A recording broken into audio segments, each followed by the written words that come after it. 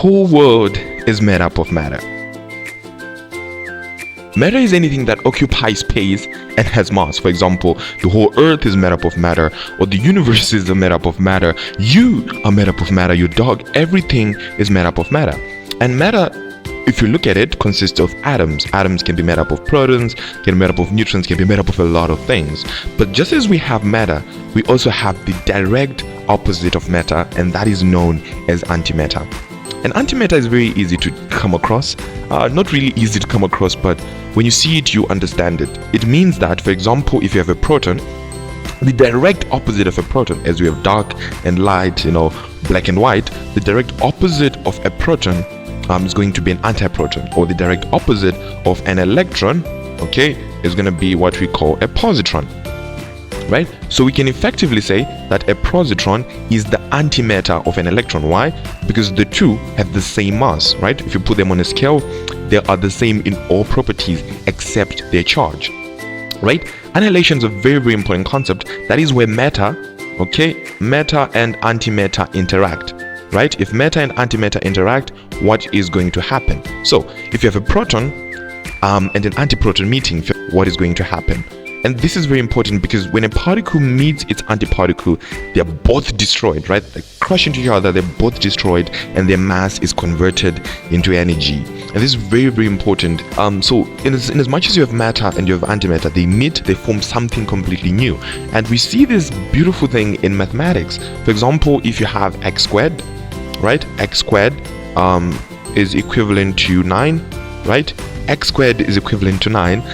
The square root of 9 is going to give you two answers, plus 3 and minus 3. And we can say plus 3 and minus 3 are sort of matter and antimatter. Why?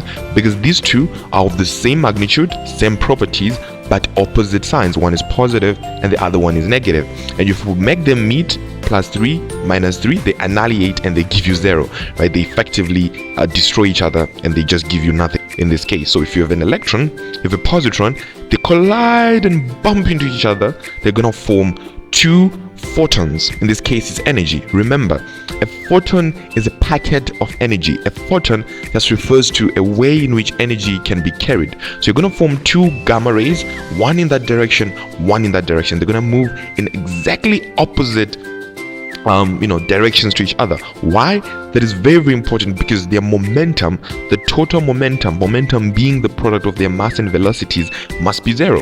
And this is very, very important because the ability of matter and antimatter to meet and exert energy, gamma ray photons that move in opposite directions to each other, is very, very important if you're going to understand PET scanning. Because now what you need is, if you have a material that can release antimatter, that is, it can decay and produce antimatter. If you have that material, for example fluorine, and that matter is injected into a body, as it decays and produces a positron, if that positron meets an electron in your head, they are going to annihilate, and as they annihilate, they're going to give off energy.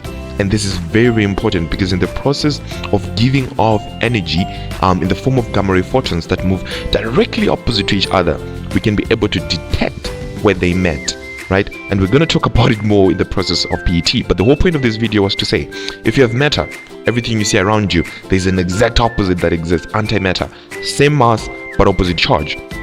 And as that happens, if those two meet, they produce energy, gamma ray photons. And we can use this principle to see and track where did that annihilation occur. And this is very important because it can really help us understand our knowledge of physics. Thank you guys for watching. I really hope this was helpful in understanding annihilation. And this is very, very important. And thank you guys for watching, and I'll see you in the next one.